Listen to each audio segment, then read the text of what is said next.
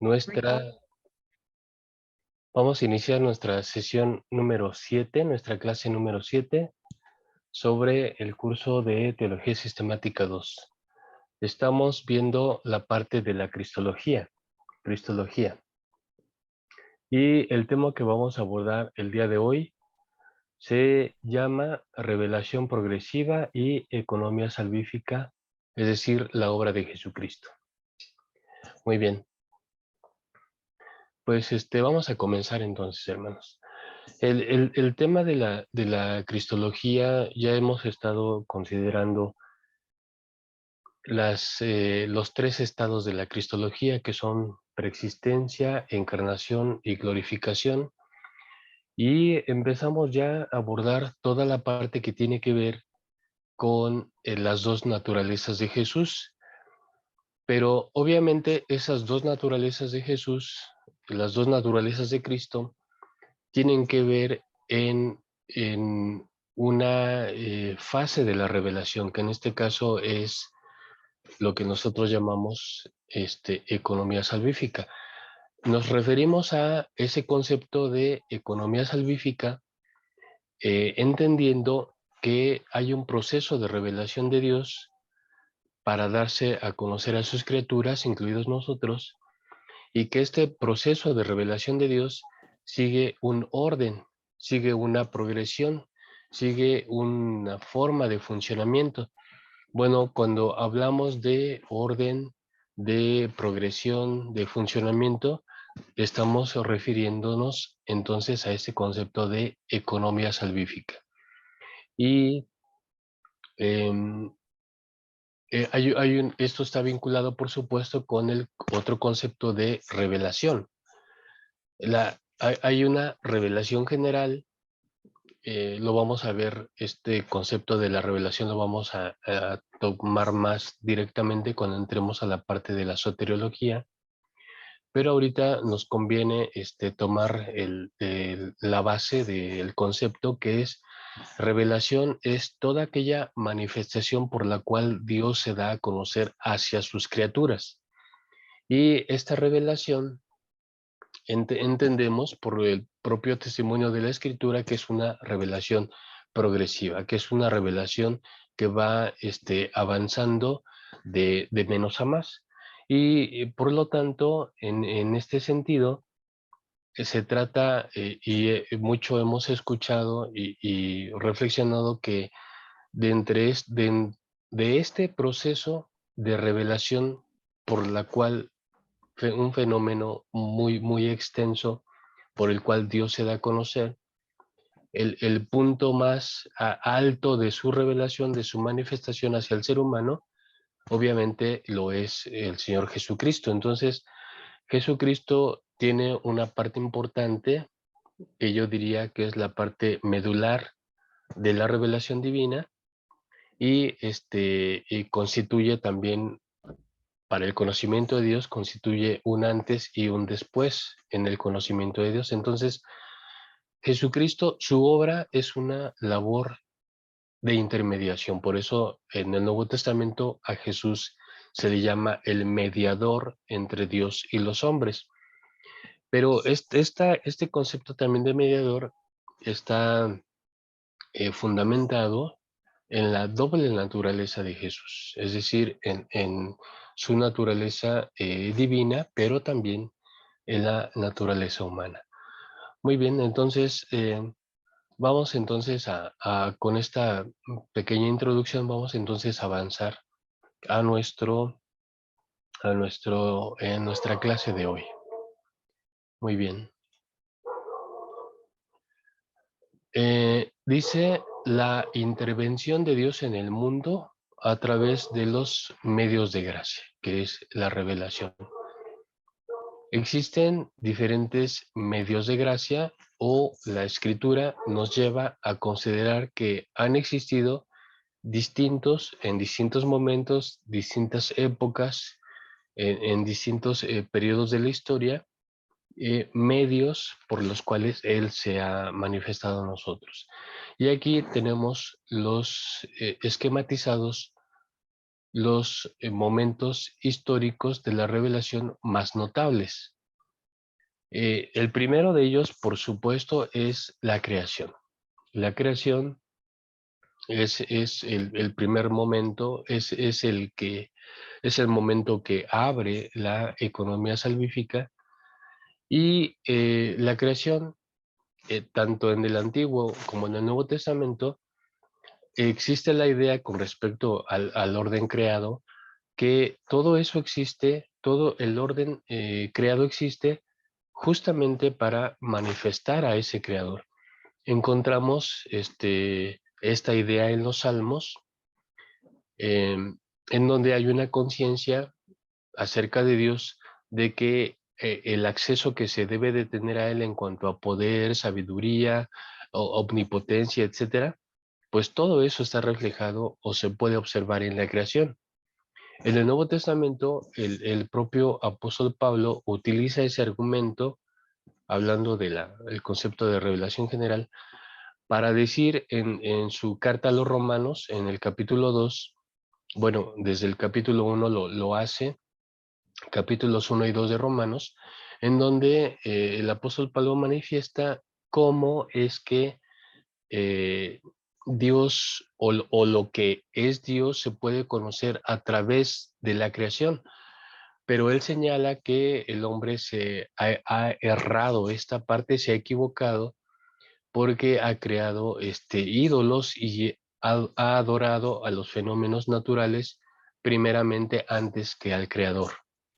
Entonces, hay una conciencia a lo largo y ancho de la escritura de que la manifestación de Dios también se puede observar a través de la creación. Entonces, en primera instancia, ese sería una primera intermediación, es decir, un primer momento en donde Dios se manifiesta en el mundo.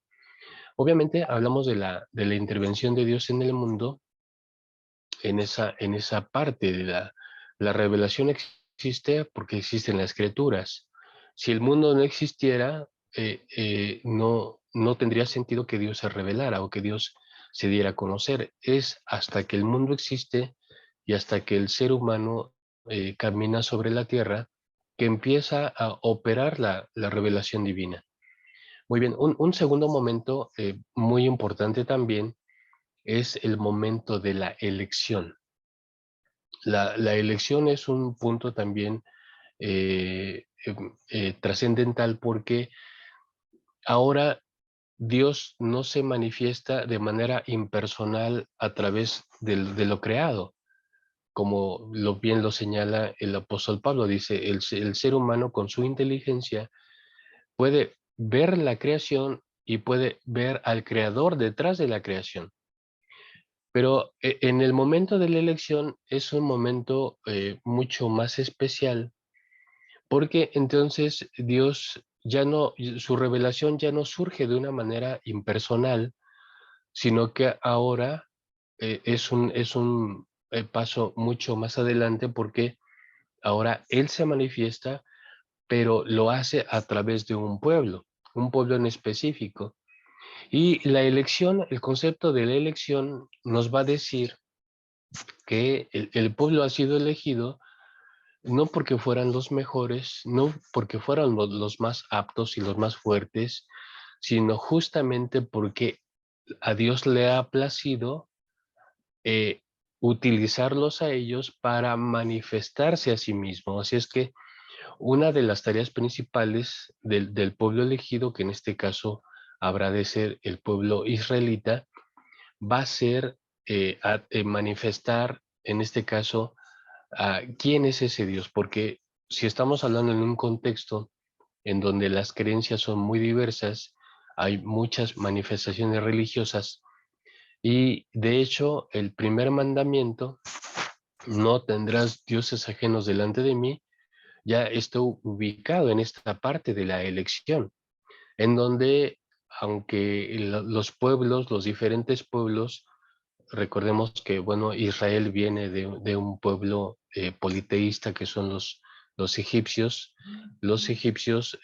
todo su estructura religiosa y sus diferentes dioses estaban ligados básicamente a fenómenos de la naturaleza, el sol, la luna, el mismo río Nilo, algunos animales como el cocodrilo, la serpiente, etcétera.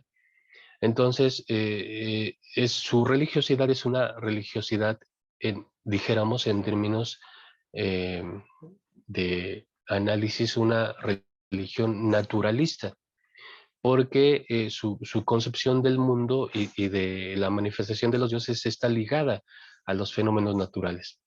Cosa muy distinta ocurre en la fundación del pueblo de Israel, porque una de las primeras cosas que Israel mismo va a aprender a lo largo de su proceso, va a aprender que el Dios que les ha llamado no es un Dios como los demás.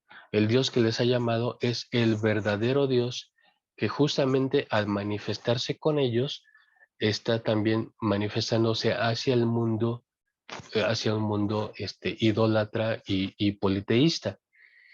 Entonces, la actividad principal del pueblo, a través de su vida, de su historia, va a ser manifestar a este Dios verdadero.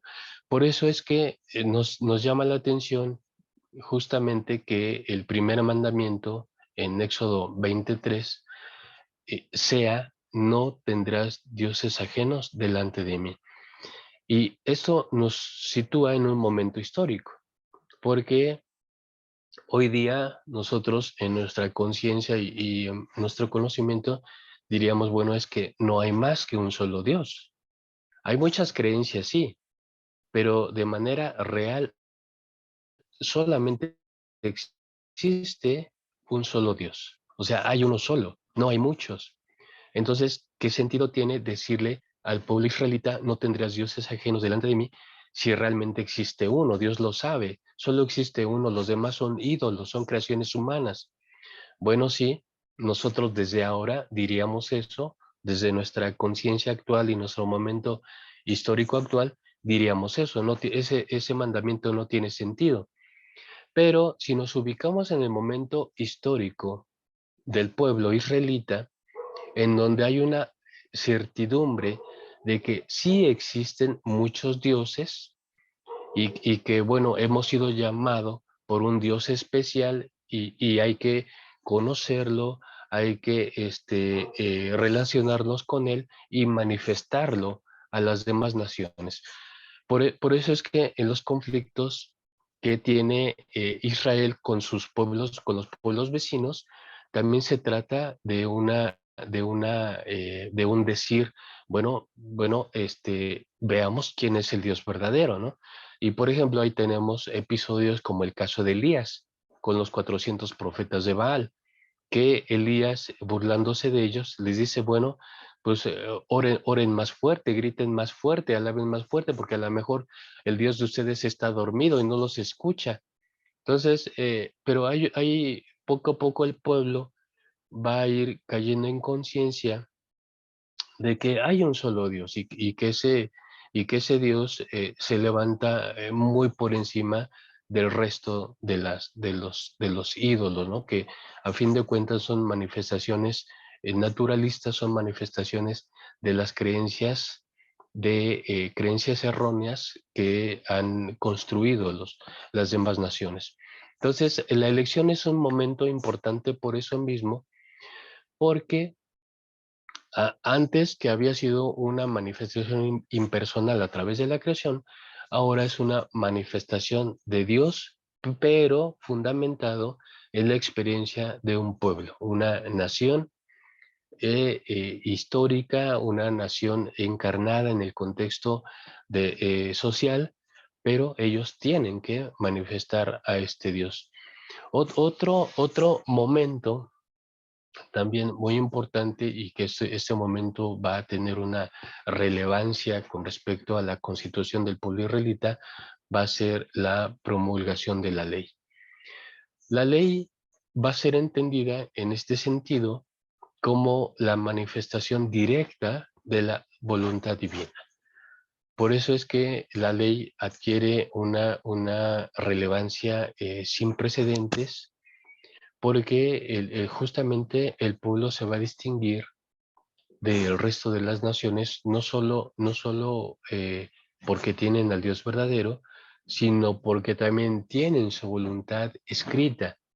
Por eso es que en la teología que se puede ver en el momento del Sinaí, con la promulgación de los 10 mandamientos, es justamente que Dios les promulga, Dios les da, Dios les hace accesible cuál es su voluntad.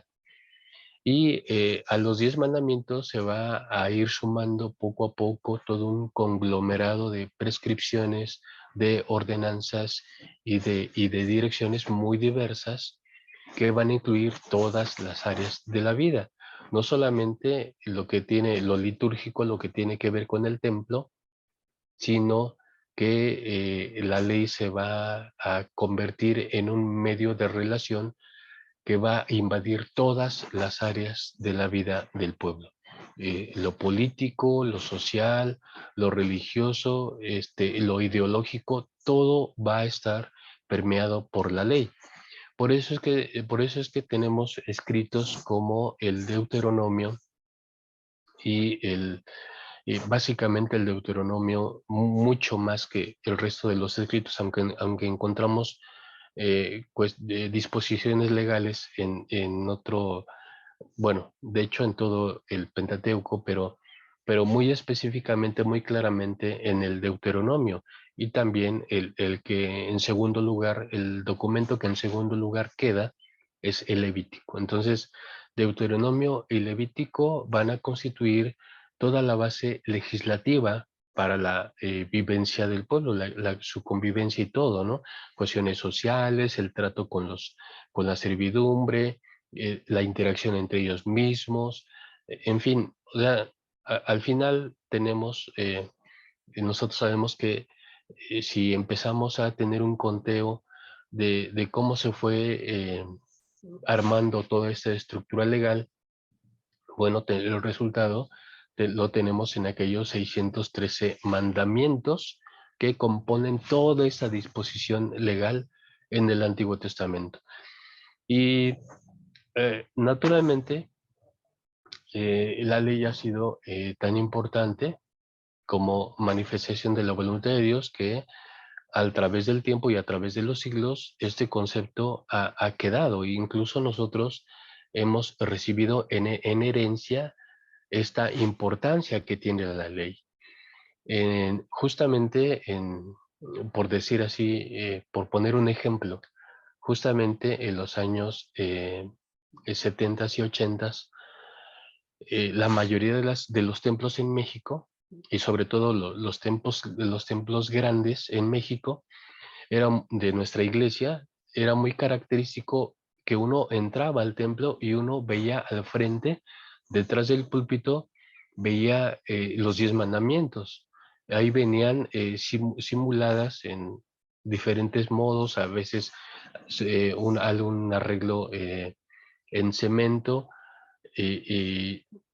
o otras veces justamente algo que simulaba como unas tablas, pero ahí había, y la liturgia consistía en aquella época, en los 70s y 80s, que el inicio del culto comenzaba con la lectura de los 10 mandamientos en la mañana, y el culto de la tarde, ya cuando la iglesia iba a ser despedida, también lo que se leía eran los 10 mandamientos. Así es que en los 10 mandamientos, su lectura abría el momento litúrgico y también cerraba, al final del día sábado, cerraba también ese momento litúrgico.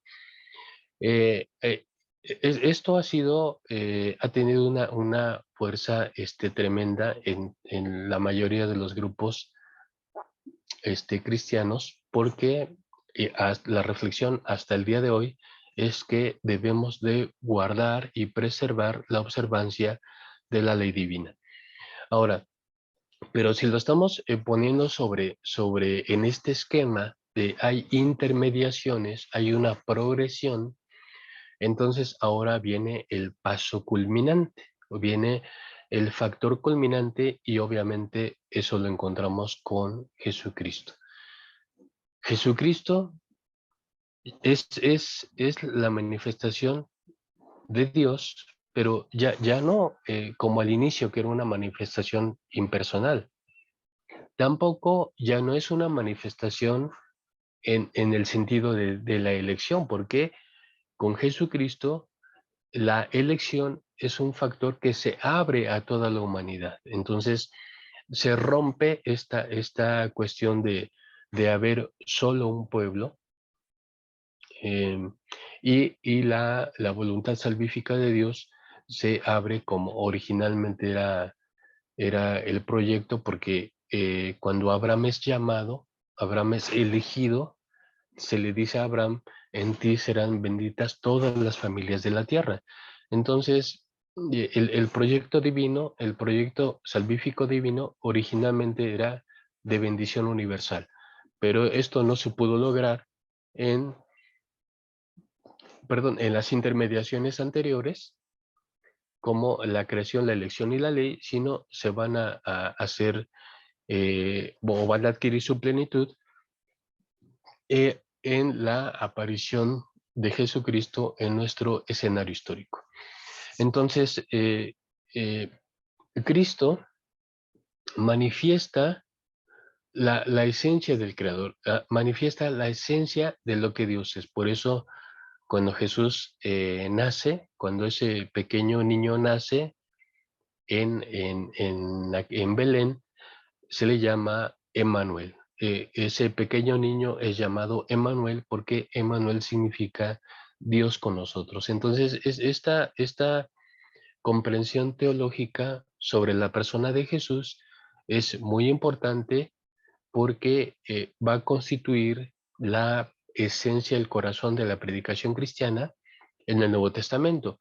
Y por eso vamos a encontrar afirmaciones, sobre todo afirmaciones de la teología juanina, cuando el Evangelio diga: porque a Dios nadie le vio jamás, pero Jesucristo, Él lo ha manifestado.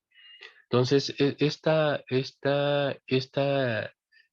intención de encumbrar a Jesucristo como la intermediación por excelencia, como la revelación por excelencia, pues va a constituir el corazón de la predicación cristiana, porque en este caso Cristo, y esto quedará consignado de muchas maneras, pero por ejemplo también en Juan, cuando uno de los discípulos le dice, ya previo al discurso de despedida de Jesús, le dice: bueno, muéstranos al Padre y nos basta.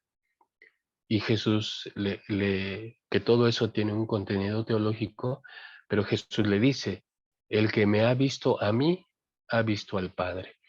Entonces, en Jesucristo se conjunta, o se concreta o adquiere plenitud toda esta manifestación de la intervención de Dios en el mundo. El medio de gracia por excelencia lo constituye Jesucristo.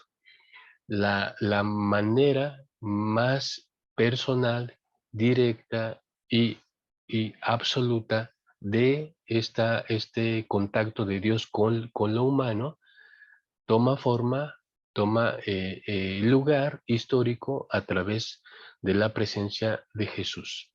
Entonces, por eso es que de estas intermediaciones tenemos que considerar que hay una progresión, que hay un avance en esta autorrevelación que hace Dios, y de lo cual volvemos a insistir, de lo cual Jesucristo es el punto más alto y pleno de esa manifestación de Dios. Muy bien, bueno, seguimos adelante. Entonces, dicho lo anterior, entonces la encarnación tiene que verse en este sentido. La encarnación de Cristo puede ser mejor comprendida, es mejor explicada y comprendida desde la perspectiva de su función como mediador. Jesucristo es mediador, pero eh, había en la cuestión de mediador, bueno, la ley puede concebirse como también un factor de mediación. La labor de los profetas en el Antiguo Testamento igualmente pueden ser consideradas como funciones mediadoras, de la función sacerdotal, la función real, es decir, del rey. Es decir, tenemos elementos que también nos llevan a considerar que hay diferentes instrumentos de mediación. Pero ¿cuál es la diferencia de entre todos aquellos elementos de intermediación con Jesucristo? ¿Cuál es la gran diferencia? Bueno, si hablamos entonces de una revelación progresiva y si estamos diciendo que en este contexto es como se debe interpretar la obra de Jesucristo, entonces tenemos que la función de mediación que él hace está estructurada justamente por su encarnación, tiene la base en la encarnación. Entonces, por eso aquí tenemos este diagrama de la siguiente manera, en donde la encarnación de Cristo está balanceada por esta doble naturaleza que él posee, es decir, por un lado la naturaleza divina y por otro lado la naturaleza humana. Y recuerden un poquito lo que decía la declaración de Calcedonia con respecto a que Jesucristo era verdaderamente Dios, pero también era verdaderamente hombre. Em, esto es muy importante de señalar porque si ubicamos bien el contexto de la encarnación de Jesucristo, entonces las consecuencias de eso también van a estar perfectamente ubicadas con respecto a nosotros. O sea, cómo nos atañe, cómo nos afecta positivamente, cómo nos afecta el que Jesucristo tenga esa naturaleza divina. Y también cómo nos afecta positivamente, cómo nos afecta que Jesucristo tenga esa naturaleza también humana. Bueno, justamente el fenómeno de la encarnación nos lleva a todo eso, porque hemos visto anteriormente que había intermediaciones, ¿ok? Hay intermediaciones, sí, la creación, la elección, la ley y Cristo, pero ahora ya estamos en Cristo. Y estar en Cristo, estar en esa intermediación, ¿a qué nos lleva? Bueno, por eso es que Jesucristo, lo decíamos al inicio, marca un antes y un después con respecto a la revelación divina. Entonces, ahora ya no tendríamos que anclarnos mucho en los anteriores momentos de las intermediaciones, sino que ahora nuestro anclaje principal lo constituye Jesucristo. Él es nuestro anclaje principal para no solo nuestras creencias, lo que creemos, la cuestión de la fe, sino también para nuestra actividad, nuestras decisiones, nuestro trabajo misional, todo nuestro comportamiento, incluso el comportamiento religioso, ya está afectado por el fenómeno de la encarnación. ¿Sí? Esto ya afecta todo o afectaría todo nuestro contexto actual porque estamos justamente en el momento más pleno del autoconocimiento de Dios. Por eso Cristo es un mediador, pero aquí vale la pena seguir remarcando que no es un mediador como los anteriores. con todo el respeto que merezcan los mediadores anteriores, porque obviamente podemos aprender mucho de profetas como el profeta Samuel. Podemos ver todas las contribuciones que hizo el rey David para en este acercamiento con Dios, aunque sabemos que también tuvo sus errores, eh, pero todo este contacto con Dios que hizo que originaran, es el salmista principal, ¿no? Es el cantor principal, y los salmos son una maravilla, son piezas poéticas, y son cánticos que manifiestan esta interacción con Dios, lo cual es algo muy bonito. Pero la diferencia de todos esos instrumentos de revelación nunca podrían compararse con Jesucristo. Es decir, Jesucristo, como dice el Nuevo Testamento, convierte todo lo anterior en sombra. La presencia de Jesucristo convierte todo lo demás en algo que tuvo una función instrumental de apuntar hacia Él. Por eso es que la convicción en en el Nuevo Testamento es que todo lo anterior, por muy bueno que pudiera ser y por muy bueno que fue, todo lo anterior es una sombra de lo venidero. Es algo que apunta a esa manifestación excelsa de Dios a través de Jesucristo. Entonces, sí es un mediador, pero no es cualquier mediador. Es un mediador, pero es un mediador que supera en un contraste inalcanzable a cualquier otro instrumento en el pasado de la revelación divina. Muy bien. Bueno, seguimos avanzando.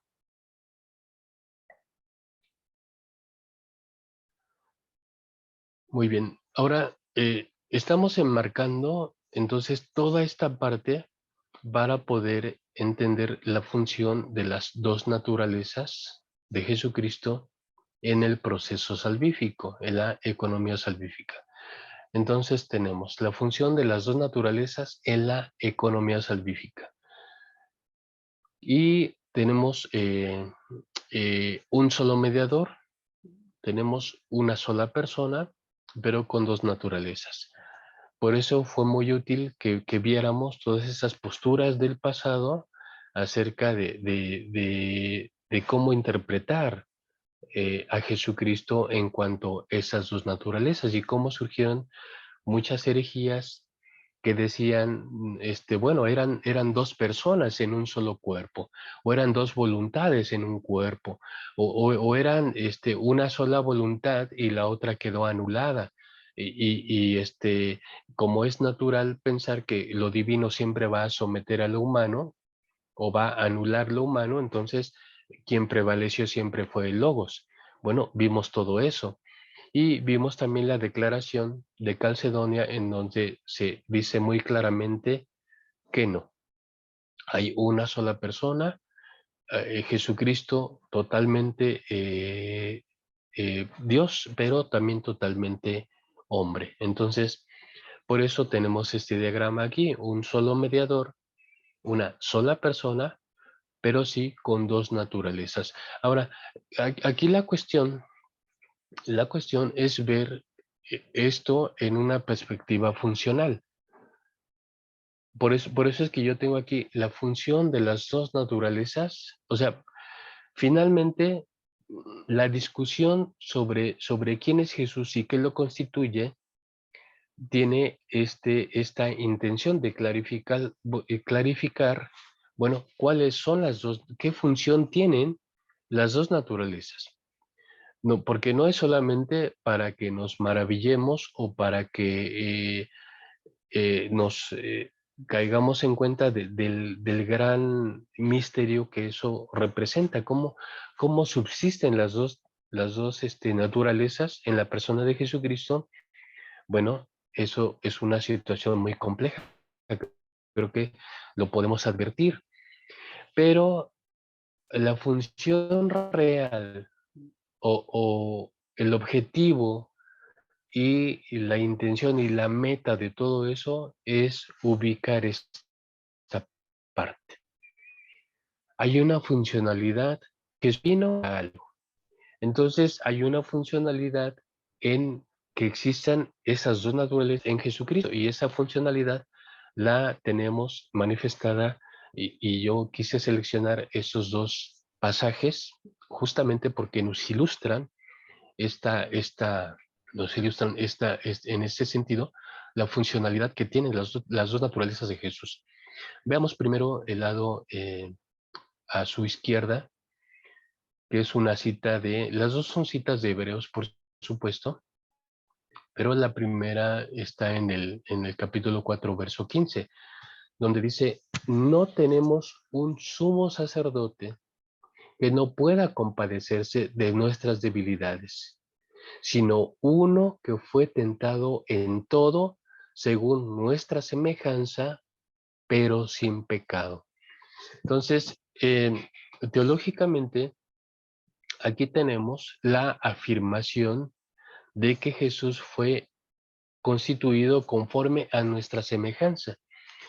Este tipo de pensamiento, y de hecho, justamente, curiosamente, es el libro ha sido conocido como la epístola a los hebreos, porque es un pensamiento justamente hebreo, porque ¿qué encontramos en el relato del Génesis? Cuando está surgiendo, está cobrando vida todo lo creado, y entonces llega un punto en el relato de la creación en donde dice, hagamos al hombre conforme a nuestra semejanza. Entonces, cuando aquí se dice, porque no tenemos un sacerdote que no pueda, es decir, si Jesús hubiera sido solamente divino, sin la parte humana, si hubiera solamente divino, la gran interrogante sería, bueno, y él podría comprender nuestras debilidades, podría comprender nuestras limitaciones, podría comprender cómo sentimos nosotros. Entonces, esta parte es importante. Por eso es que visualizar la parte humana de Jesús es visualizar una identificación plena con lo humano. Y eh, esto teológicamente tiene su efecto de rebote, tiene su eco en cuanto a que la intención de Jesús al hacerse humano, o la intención de Dios más bien, al enviar a su Hijo para que se encarnara en lo humano, es justamente redimir lo humano que ya había sido presa de toda esa carga de pecado, ¿no? Entonces, teológicamente, una de las consecuencias de esta parte humana de Jesús es justamente redimir aquella parte humana. Y eso va a constituir la base de toda la ética cristiana. Bueno, entonces vamos a completar esta parte con la otra. Es decir, hay una afirmación sobre la parte humana de Jesús que puede comprendernos que en tanto Él ha adquirido nuestra semejanza, ha adquirido todo lo que nos caracteriza a los seres humanos, por eso es que nos puede comprender y puede sentir y puede entender nuestras limitaciones y todo eso. Pero obviamente que no nos deja allí, ¿no? Y tenemos la otra parte, que también es una cita en el capítulo 10 de Hebreos, ustedes lo saben, y que dice de la siguiente manera. Hay aquí toda una carga de la revelación que ya hemos visto antes, ¿no? Vimos esta intermediación de la ley. La ley había constituido todo un esquema sacrificial. había diferentes tipos de sacrificios según fuera las ocasiones que litúrgicamente se estuvieran llevando a cabo. Entonces, ya tenemos ahí todo esto. Ahora vamos a ver lo que dice Hebreos 10. Dice, sacrificio y ofrenda no quisiste, mas me preparaste cuerpo, holocaustos, y vuelve, lo primero que dijo, lo vuelve a enfatizar enseguida. A ver, vamos a observar otra vez. Dice, sacrificio y ofrenda no quisiste. Bueno, no quisiste, pero si Dios mismo estipuló los mandamientos, y esos mandamientos incluían todo el esquema sacrificial. O sea, es algo que Dios mismo dio al pueblo, Dios mismo proveyó de eso al pueblo. Pues sí, pero vamos a ver esta idea de por qué lo que Dios pone después no lo quiere. Sacrificio y ofrenda no quisiste, y viene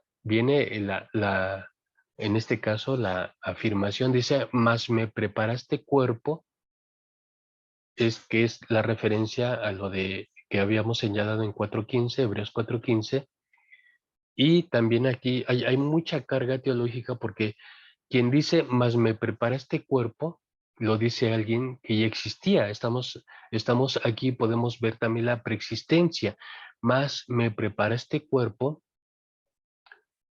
Obviamente hablamos de la encarnación. Dice holocausto y vuelve a señalar esta parte, holocausto y expresiones por el pecado no te agradaron. El sentido del pecado había crecido tanto, se había hecho de tal magnitud que no había otra manera más que enviar a su hijo. No había otra manera. Es decir, por eso es que por eso es que en estas intermediaciones Cristo se convierte en lo mejor, lo último. ¿Por qué? Porque justamente en esta parte podemos leer lo que se lee en el fondo, holocaustos y expiaciones por el pecado no te agradaron. Todo el sistema sacrificial existió y tuvo vigencia justamente para controlar, para meter en conciencia al ser humano sobre los efectos del pecado, que a fin de cuentas no sirvió. No sirvió, y no porque, como dice el apóstol Pablo, no porque la ley fuera mala, la ley era buena y su intención era redimir constantemente lo humano, pero dado que el ser humano crecía más rápido el pecado que las intenciones de corregirlo, entonces por eso todo este sistema sacrificial, los holocaustos y las expresiones se vuelven inútiles porque el pecado humano crece de tal manera que ya no se puede detener. Y entonces la única manera que existe en los planes de Dios para de una vez procurar una liberación y de una vez para siempre es a través de la encarnación de Jesucristo. Dice, entonces dije, el verso 7 dice, he aquí que vengo, oh Dios, para hacer tu voluntad. Es decir, el momento de la preexistencia, el momento de la encarnación y la función que tienen las dos naturalezas en Jesucristo, para hacer tu voluntad como en el rollo del libro está escrito de mí. La cuestión profética, porque la perspectiva cristiana va a rescatar todo este contenido profético de las escrituras del Antiguo Testamento con respecto a Jesucristo. Esto va a ser también un elemento importantísimo en la ideología cristiana. Jesucristo cumple todas las promesas veterotestamentarias, todas aquellas promesas contenidas en el Antiguo Testamento, en Jesús se cumplen. Y por eso tenemos pasajes como el de Mateo en el Sermón de la Montaña, en donde Jesús dice, no penséis que he venido a abrogar la ley o los profetas, porque no he venido a abrogar, sino a dar cumplimiento. Y cuando él dice eso, se está refiriendo a esta parte. Es como si él dijera, mi intermediación es el cumplimiento de todo lo que antes era promesa, de todo lo que antes era una intención no lograda por el pecado humano, no lograda por el corazón y la mente humana que siempre quieren ir en contra de donde Dios manda. Entonces, ahora por eso yo soy el cumplimiento, Jesús dice, yo soy el cumplimiento profético de todo eso que había antes. Entonces, vemos que la función de la naturaleza humana es redimir lo humano, es comprender, sentir, experimentar como nosotros, pero con la intención de redimir todo eso. Y la parte divina, porque ya no valía que Dios diera más mandamientos, que enviara a otros Moisés o a otros profetas Elías, sino que ya nada de eso iba a servir.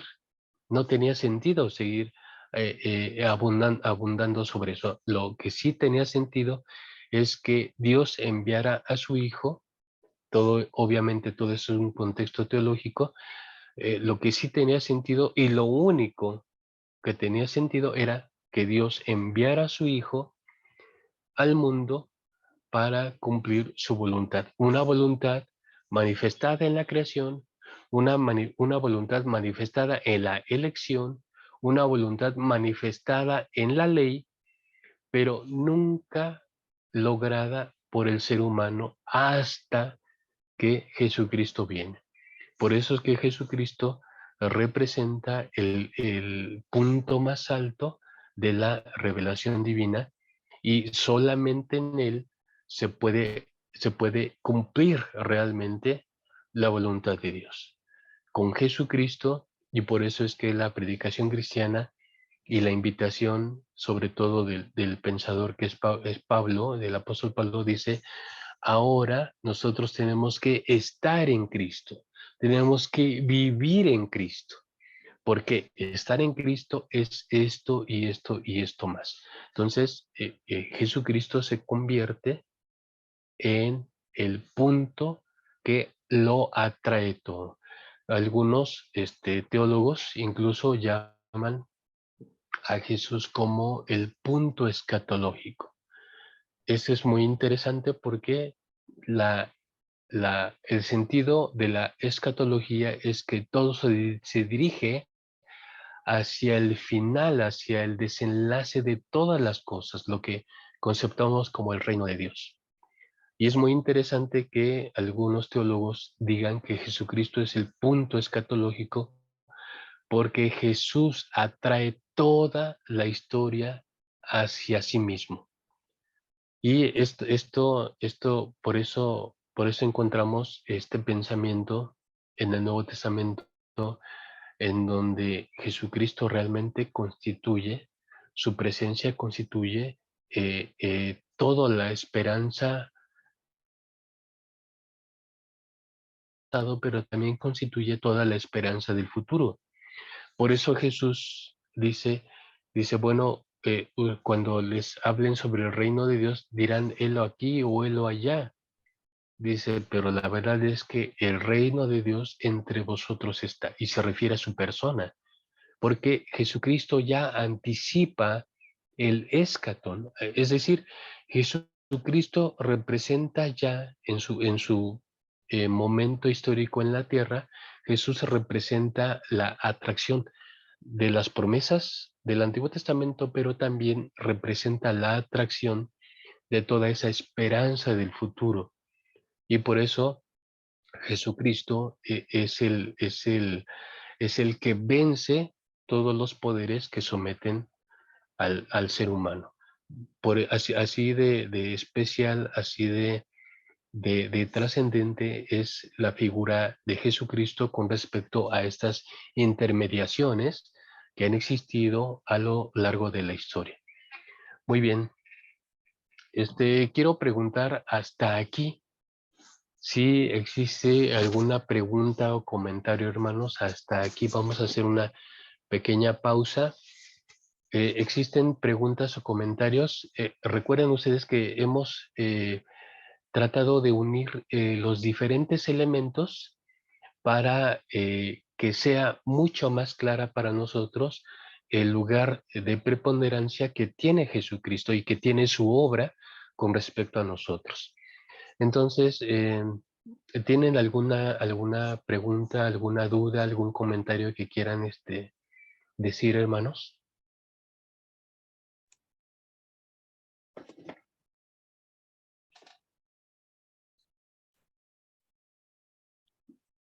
Bueno, Hermano, mándeme, es adelante. que- gracias. Es que creo que llegó un poquito tarde y me gustaría que me quede un poco más clarificado lo que se refiere a la economía salvífica.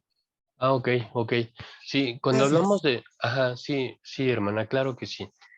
Cuando hablamos de economía, nos estamos refiriendo al funcionamiento de algo. ¿Cómo funciona algo? ¿Cómo tiene su desarrollo?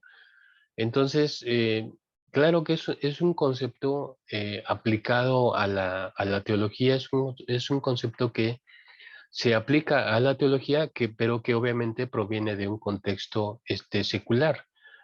Em, cuando decimos en el terreno de lo secular, cuando, cuando le preguntamos a alguien, ¿cómo manejas tú tu economía? Entendemos que lo que estamos preguntando es cómo administras tú tus recursos de manera que te mantengan o que te den bienestar. Entonces, la economía se refiere a una administración de los recursos con fines de beneficio personal. Pero si tomamos este concepto de la economía y lo ponemos en el contexto teológico, entonces nos vamos a dar cuenta que también hay un proceso, y por eso señalamos esta parte, hay un proceso por el cual Dios se ha ido dando a conocer al ser humano.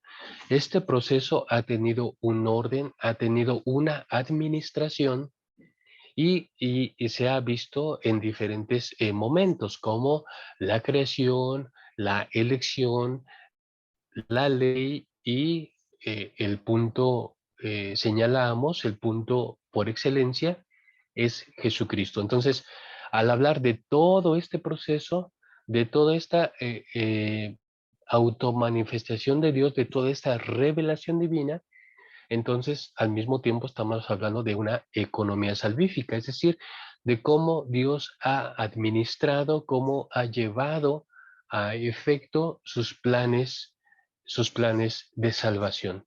Y cómo en esos planes de salvación, que tenemos diferentes momentos, Jesucristo ha constituido y constituye en esa economía salvífica, Jesucristo constituye el punto por excelencia, y de hecho el último punto por excelencia constituye para, para entender y apropiarnos de los planes de salvación de Dios. Y de hecho,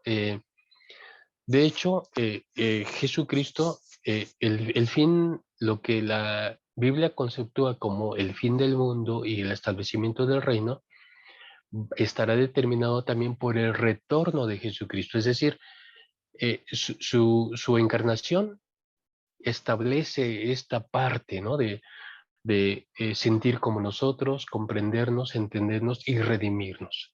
Constituye también esta parte de eh, avanzar en la revelación, porque los sacrificios, todas las estipulaciones, las leyes, las prescripciones tuvieron un efecto cuya intención nunca se alcanzó, pero que sí se alcanzó a través de la obra de Jesucristo. Entonces, todo esto es una economía salvífica, es una administración de la salvación de Dios, pero que ya se centra en Jesús como, insistimos, como el punto más alto. Entonces, por eso es que estamos utilizando este concepto de economía y lo estamos aplicando al tema de la salvación. Fíjese que su pregunta es muy interesante, mi hermana, y qué bueno que la hizo, porque cuando se habla del ser divino, se dice que, miren, miren, qué interesante es esta parte que mi hermana señaló. Es decir, lo que constituye su ser y su ser y esencia, o se puede, bueno, entonces los teólogos dicen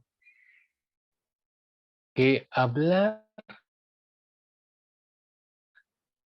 de Dios en términos ontológicos resulta inalcanzable, que es mejor hablar de Dios en términos económicos, es decir, hablar de Dios en términos de su relación y hablar de Dios en términos económicos es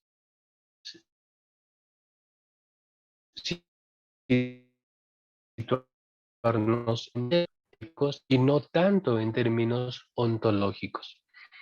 Aplica, repito, aplica para la cristología, porque díganme sinceramente, honestamente, ¿quién puede responder cómo subsisten las dos naturalezas en Jesús en términos ontológicos? ¿Quién puede responder eso? Desde mi punto de vista,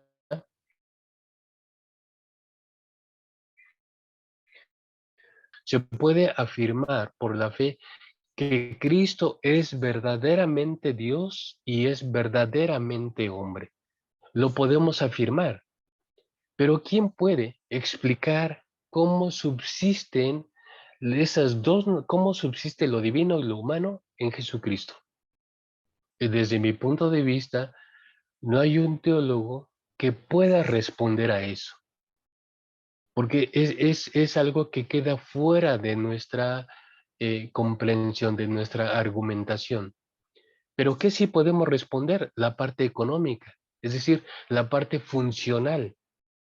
Entonces, lo que sí podemos contestar y argumentar es, ¿por qué Jesucristo es hombre? Y aquí lo dice el propio texto de Hebreos, para comprendernos, para que sienta como nosotros sentimos. Pero ¿por qué también Jesús es divino? Porque solo a través de su obra se logra algo que los esquemas anteriores, la ley, los sacrificios, los holocaustos, etcétera, no pudieron lograr. Solo la obra de Jesucristo pudo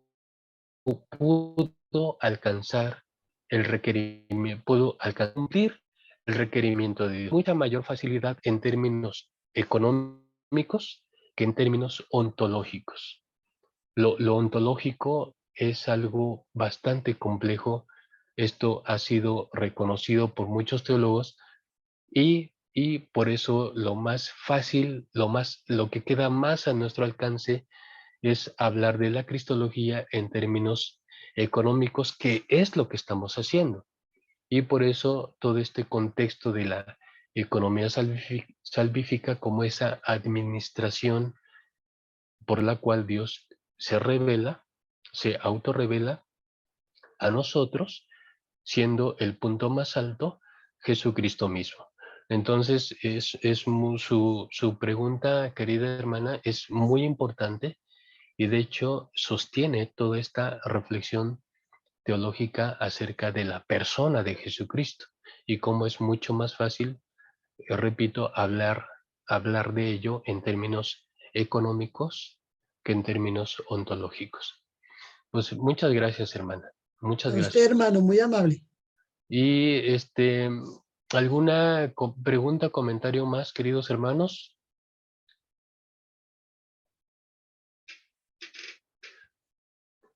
Bueno, entonces vamos bien, o vamos más o menos bien, ¿verdad? Como se podrán dar cuenta, tengo mi playera ya, sí lo, es muy curioso que los comentarios acá en México acerca de la participación de la selección mexicana en el Mundial de Fútbol,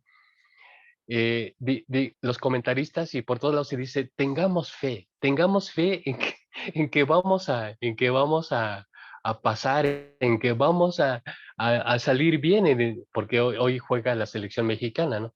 No sé si también hoy juega la selección argentina. ¿Juega hoy también la selección argentina Sí, o hermano, juega? igual a la Ok. misma hora. Oh, pues va a estar muy interesante. Bueno, pero el punto es que se dice que hay que tener fe en que, y bueno, es muy curioso que los mexicanos recurramos a la fe cuando ya no podemos recurrir a lo que se debe recurrir, que es el fútbol. O sea, como nos damos cuenta que no hay habilidad futbolística, pues entonces recurramos a la fe. Y creo que eso sí es algo muy, muy curioso, ¿no? Pero bueno.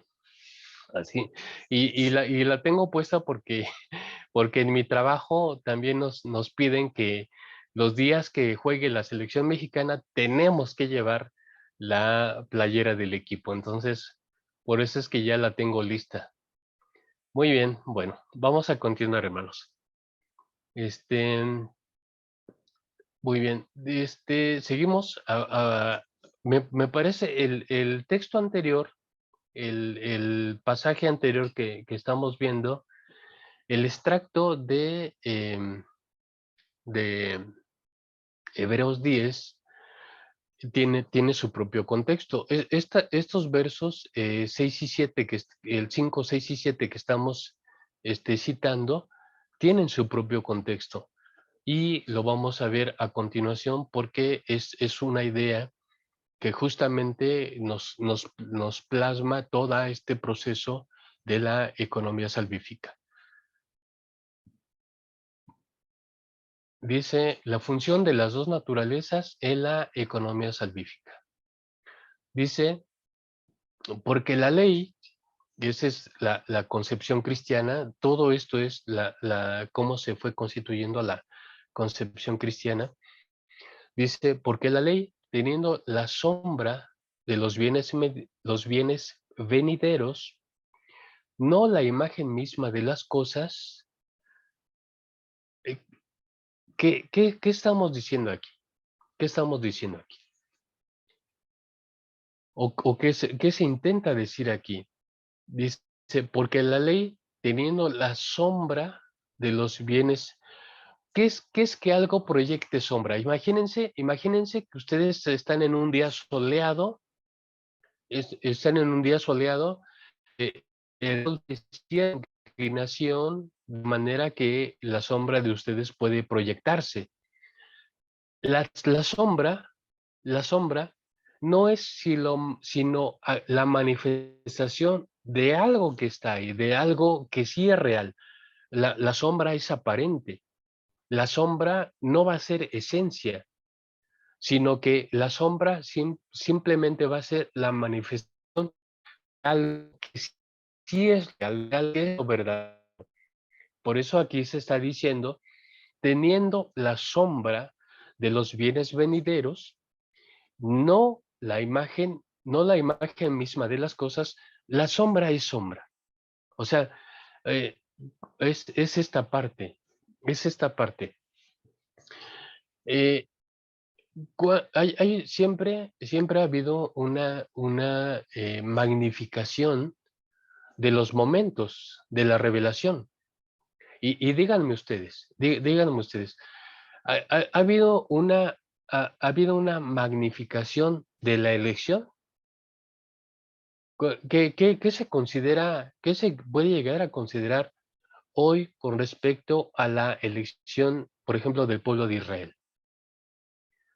Cuando esta parte se magnifica, entonces se dice, bueno, es que Israel es, la elección es tan grande que nosotros tenemos que apegarnos a ellos, que incluso hay, hay personas, yo tengo una familia, una familia conocida que mucho tiempo convivimos en la misma congregación y después del culto nos íbamos a tomar el café y a compartir la comida y mucho tiempo. Éramos varias familias que casi ya sabíamos que al terminar el culto nos íbamos a ir a los tacos o irnos a la casa de alguien y estar ahí platicando, conviviendo y todo eso.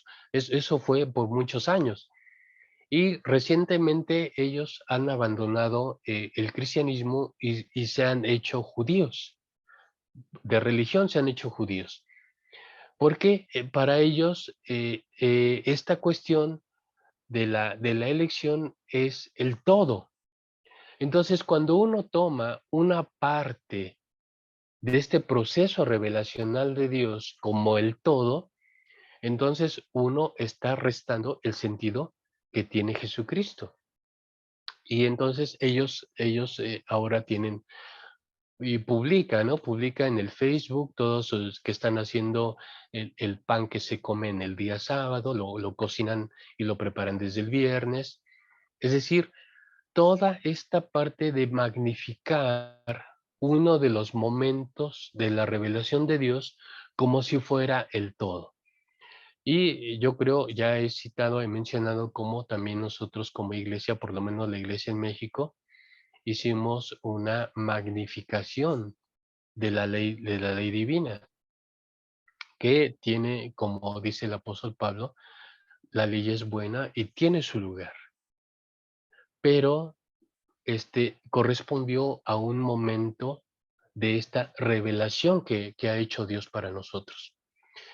Pero cuando uno pierde esta parte, cuando uno no está bien situado en la idea cristiana, porque con Jesucristo todo lo demás es sombra, todo lo demás apunta hacia Él, porque todo, antes de Jesucristo, todo lo demás, y bien aquí se señala, no es la imagen misma de las cosas. Y dice, nunca puede, por los mismos sacrificios que se ofrecen continuamente cada año, hacer perfectos a los que se acercan. ¿Cuál es la función? ¿Cuál es el objetivo? El objetivo era hacer perfectos a los que se acercan. ¿Cuál? El que lleva su ofrenda. Pero los vicios son así. Los vicios humanos son así. Yo cometo un pecado, tengo una salida, llevar un sacrificio, lo hago y me doy cuenta, caray, pues esto lo puedo volver a repetir. Si no tengo que preocuparme porque si yo vuelvo a cometer un pecado, a la siguiente semana regreso y ofrezco otra vez mi ofrenda y se convierte en el cuento de nunca acabar. Entonces, la reflexión cristiana, la teología cristiana con respecto a esto es que por mucho, por muy grande, por muy excelso que hayan sido los momentos anteriores de la revelación de Dios, estos nunca lograron lo que Dios quería y es hacer perfectos a los que se acercan. No lo lograron. Dice, porque de otra manera cesarían de ofrecerse. O sea, esta es la lógica que se maneja. Si ese esquema litúrgico hubiera sido suficiente, entonces hubiera tenido hubiera cumplido su finalidad y ya no habría más que hacerlos, porque habrían logrado su objetivo, ¿qué? Hacer perfectos a los que se acercan. Dice, pues los que tributan este culto, limpios una vez, no tendría ya más conciencia del pecado. Pero justo no sucede eso. Justo sucede lo contrario.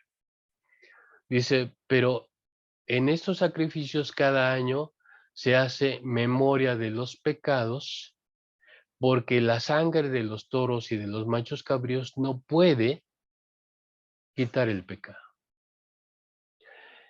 Y, en el tema de la salvación de Dios, en el tema de la cristología, ¿qué es lo único que sí puede quitar el pecado, queridos hermanos? ¿Qué es lo único? Y de hecho, es una ofrenda, es un sacrificio hecha de una vez y para siempre, como dice el apóstol Pablo. Jesucristo ha sido ofrecido de una sola vez y para siempre.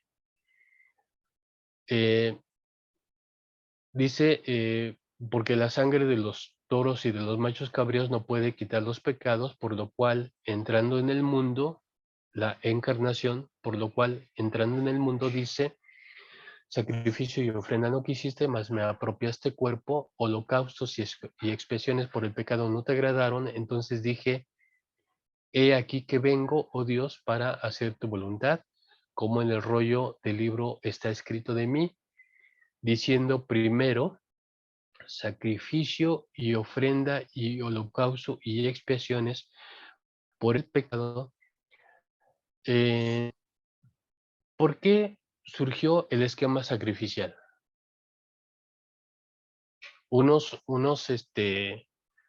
Eh, bueno, en todo el Levítico y el Deuteronomio nos explican que los sacrificios son una ofrenda agradable a Dios. Son de grato aroma hacia Dios. Bueno, obviamente es un sentido simbólico, ¿no? Hay un simbolismo en eso. Pero, ¿quién es el que hace el sacrificio? El oferente. Se estilaba, de acuerdo al esquema sacrificial, vamos a poner un ejemplo. Bere comete un pecado. ¿Qué es lo que Bere tiene que hacer? Bere tiene que ir a buscar, a seleccionar un pequeño animalito. Puede ser una ternera. Bere va y selecciona esa ternera. Lo lleva ante el sacerdote.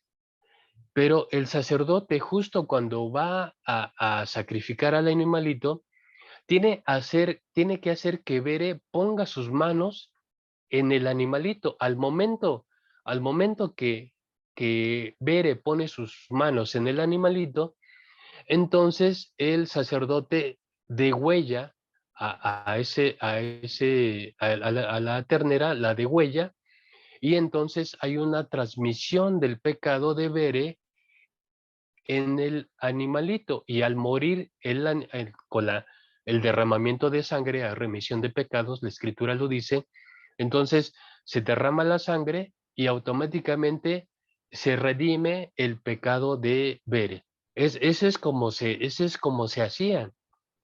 Entonces, ¿qué era? Entonces, el olor agradable a Dios de los sacrificios no es el animalito mismo, sino es la intención que Bere tiene para arrepentirse, proyectar su pecado en el animalito y ser redimida a través de ese derramamiento de sangre. Entonces, el olor agradable para Dios es el arrepentimiento de Bere y no la misma muerte de la ternera. Entonces, por eso es que cuando se habla en el sentido simbólico de que los sacrificios son un olor fragante para Dios, pues se refiere no a que Dios disfrute ver morir a los animalitos, sino que Dios se agrada cuando las personas se arrepienten del mal que han hecho. Pero, repito, esto se convierte en el cuento de nunca acabar, porque en el esquema sacrificial israelita, ¿cuántos días a la semana tenían que ofrecerse los sacrificios? ¿Cuántos días al año? Era todo el tiempo, era una actividad permanente y se ofrecían incluso, incluso sacrificios por pecados no cometidos, o por lo menos no, por cometió. Por eso tenemos ahí el ejemplo de Job. Job era un hombre tan bueno que anticipaba y ofrecía incluso sacrificios pensando y diciendo, quizá mis hijos hayan ofendido a Dios sin darse cuenta y por eso traigo este sacrificio.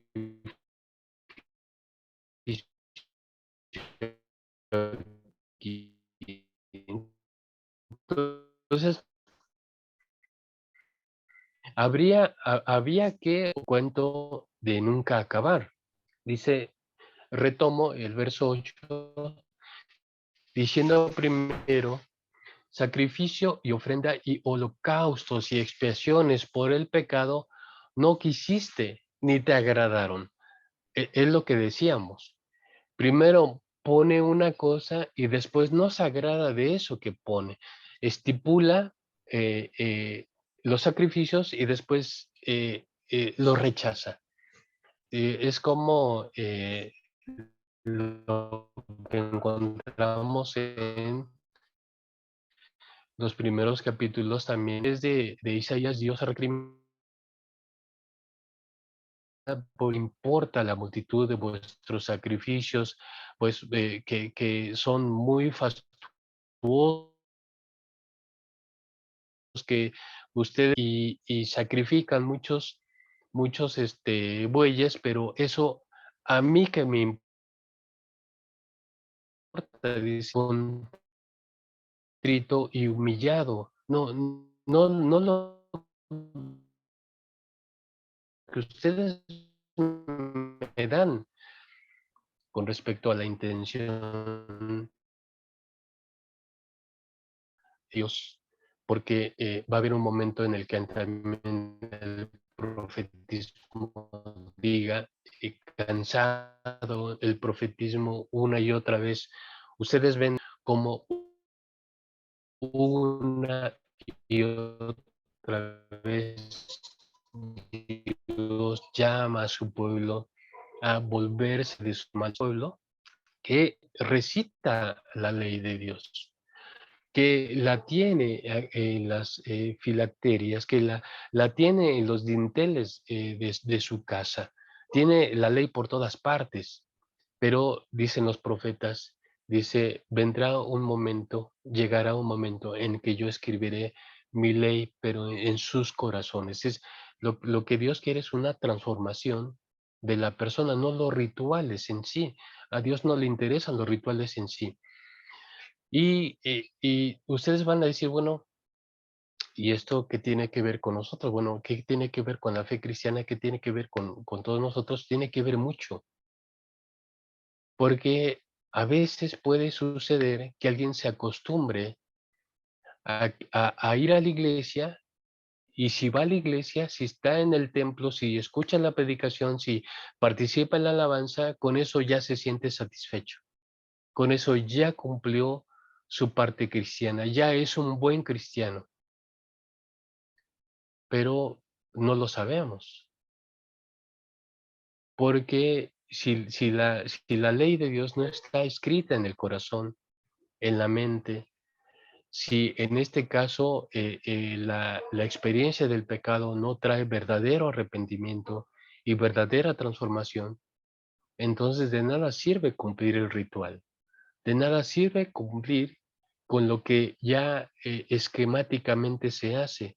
Ya sabemos que hay un día para ir a la iglesia, ya sabemos que va a haber un predicador, ya sabemos que voy a dar mi ofrenda, mi diezmo, ya sabemos que voy a participar ahí, que saludaré a los hermanos, etcétera, etcétera.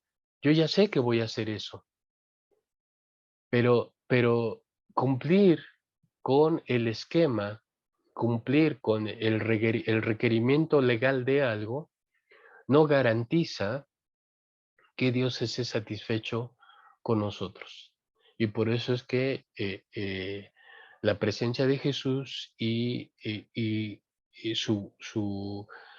su obra para redimir lo humano y conducirnos hacia un nivel distinto es muy importante. Por eso el apóstol Pablo reiterativamente va a señalar que antes vivíamos bajo el pecado, estábamos sujetos a la ley, condicionados por la ley y condicionados por nuestra pecaminosidad, pero que ahora en Cristo hemos sido liberados del pecado y también hechos libres de la ley para servir no a eso de antes, sino ahora servir a, a a Jesucristo en el Espíritu. Y todo esto es el cambio de esquema entre algo que era sombra y algo que es la imagen real de todas las cosas. Y obviamente eso es Jesucristo. Dice, he aquí que vengo, oh Dios, para hacer tu voluntad. Quita lo primero para establecer lo postrero. Quita lo primero para establecer lo postrero, lo último. Si no se quita lo primero, no se puede establecer lo postrero. Si esos son los efectos de la economía salvífica en el creyente.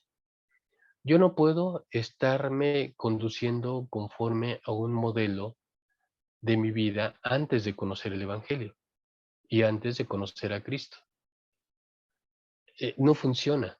No hay doble vida. Si yo, es la base de la ética cristiana. Si yo insisto en conservar mis antiguos vicios, debilidades, etcétera, yo no he terminado. Es más, no puedo poner lo postrero. Tengo que quitar lo anterior para poder volver a construir. Y luego justamente dice el verso 10, Hebreos 10:10, dice el escritor, dice, en esta voluntad, en este modelo, en esta intención, en esta voluntad somos santificados mediante la ofrenda del cuerpo de Cristo hecha una vez para siempre. Este es el peso, este es el nivel de la cristología en donde Jesucristo solo tiene que morir una vez, solo tiene que ser ofrenda una vez, tiene que ser ofrecido en sacrificio una sola vez y no más. Una vez y para siempre. Por eso esta es la parte donde tiene mucho que ver la parte divina de Jesús, porque es un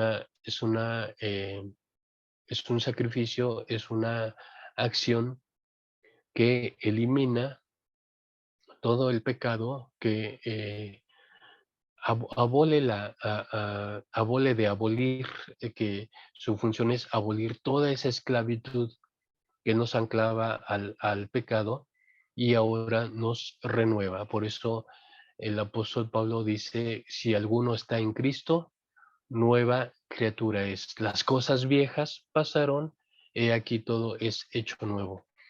Pues esta es la esencia de la economía salvífica aplicada a través de la persona de Jesucristo a nosotros. Por un lado, tenemos la salvación, la liberación de nuestro pecado, y por otro lado tenemos el modelo a seguir. Y el modelo a seguir es Jesucristo mismo. Y por eso es que sobre esto hay mucha confusión, créanme, mucha confusión. Sigue habiendo mucha confusión acá en la iglesia en México, con respecto a este sentido. Decimos, a ver, bueno, el único que pudo cumplir la ley es Jesucristo. Y Jesucristo nos justifica, nos hace salvos, por gracia somos salvos. Entonces, ahora, ¿qué nos toca? Y dicen la mayoría, y bueno, no la mayoría, pero un buen número de creyentes en México dicen, bueno, entonces, si nosotros no podíamos cumplir la ley y Jesucristo sí pudo, ya la cumplió por nosotros, ahora, ¿qué hacemos? Bueno, ahora ya, como Él ya la cumplió, nos enseña cómo y ahora, ¿qué tenemos que hacer? Bueno, pues nosotros vamos a cumplir la ley. Entonces, se pueden dar ustedes cuenta en este esquema, estoy regresando a las diapositivas, se dan cuenta en este esquema de donde esquematizamos las cuatro intermediaciones más importantes, la creación, la elección, la ley y Cristo, que vamos en revés. ¿Sí? O sea, ya pasamos por la ley nos lleva a Cristo y en una comprensión ilimitada o en una comprensión equivocada, tenemos que el resultado es que Cristo nos regresa a la ley. Y esto es no estar entendiendo cómo funciona la revelación divina. Es no estar dimensionando adecuadamente la obra de Jesucristo. Porque si la función de Cristo es regresarnos a la ley, entonces, en términos lógicos, ¿qué resultaría más importante? Si la única función de Jesucristo es regresarnos a la ley, entonces lo que es más grande es la ley, por supuesto, pero no es eso. Aunque la comprensión general a veces podemos caer en ese entendimiento erróneo, la verdad es que no es así. Por eso es que Jesucristo se convierte en el modelo y esto va a ser ampliamente difundido por el apóstol Pablo y por otros escritores del Nuevo Testamento, pero de una manera especial por Pablo, va a ser ampliamente difundido que ahora, que después de la ley y con Cristo, ahora lo que viene es la vida en el Espíritu. Y este es por supuesto un tema muy especial, la vida, la neumatología, que es la doctrina sobre el Espíritu Santo, se convierte en un tema muy especial porque a la partida del Señor en su ascensión al Padre, entonces el tiempo de la iglesia se abre como un tiempo o como el tiempo del Espíritu, es decir, un momento donde la intermediación, ahora una nueva intermediación entre los creyentes y Dios, va a ser regulada a través del Espíritu Santo. Y todo eso, Jesucristo y la presencia del Espíritu Santo hoy son la realidad. Es la realidad que antes reflejaba sombra, pero que ahora ya ha estado a nuestro alcance. Muy bien, bueno, empezamos aquí ya a ver varias cuestiones, a introducirnos ya más en cómo operan las dos naturalezas en este esquema de la economía salvífica. El día viernes, con el favor de Dios, vamos a ver cómo es en la explicación del Nuevo Testamento el funcionamiento que tienen estas dos naturalezas, como por un lado la parte humana de Jesús nos sirve para fundamentar todo el comportamiento ético y cómo la parte divina de Jesús nos sirven para fundamentar nuestra espiritualidad, nuestro contacto con Dios. Entonces, en el creyente ambas implicaciones se unen para generar iba a decir todo nuestro comportamiento religioso, pero no. Más bien alguna mejor manera de decir eso es todo nuestro comportamiento de fe. Porque tener un comportamiento religioso es algo muy fácil, que no requiere mayor cosa que cumplir ciertos esquemas. Pero de lo que hablamos es mucho más que un comportamiento religioso. Hablamos de un comportamiento de fe y de fe basado en este modelo de la economía salvífica, de la revelación de Dios en el modelo de Jesucristo. Muy bien, hermanos, pues el viernes vamos a complementar todo lo que introdujimos hoy, lo vamos a complementar el viernes para cerrar nuestro tema sobre Cristología. Muy bien, queridos hermanos, pues preguntas o comentarios.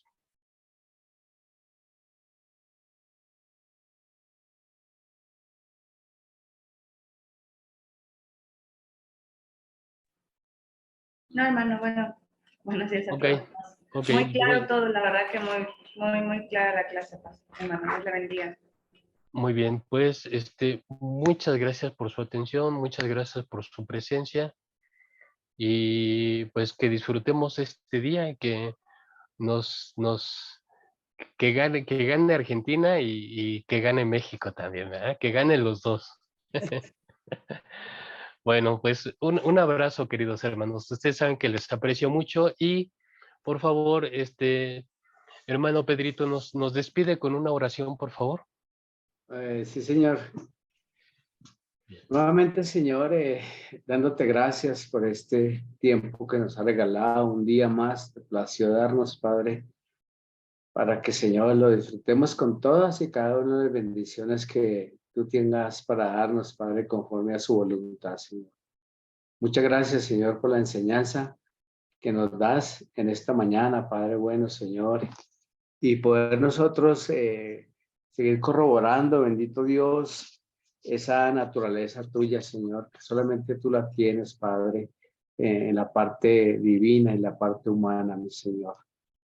Gracias, Señor, por darnos esta oportunidad en habernos elegido como ese pueblo sin merecerlo, Señor, y poder disfrutar de las bendiciones que tienes para nosotros, Padre. Ayúdanos, Señor, a hacer esa imagen que tú quieres que seamos en todo lugar, en toda parte donde estemos, Señor, dando a conocer, Señor, a ese Cristo, Señor, a través de tu pueblo, mi Señor. Bendice a nuestro hermano Jesús, guárdalo, Señor, guarda de su familia, guarda tu iglesia, Señor. Guarda a mis hermanos que están presentes, Padre, recibiendo esta clase, pero también bendiga a mis hermanos que la van a escuchar, Papito Dios, que sea de bendición, Señor, para cada uno de nuestros hermanos, Padre. Doy la gloria, la honra y la alabanza sea para ti, Señor, en el nombre de mi Señor Jesús, Señor. Amén y amén.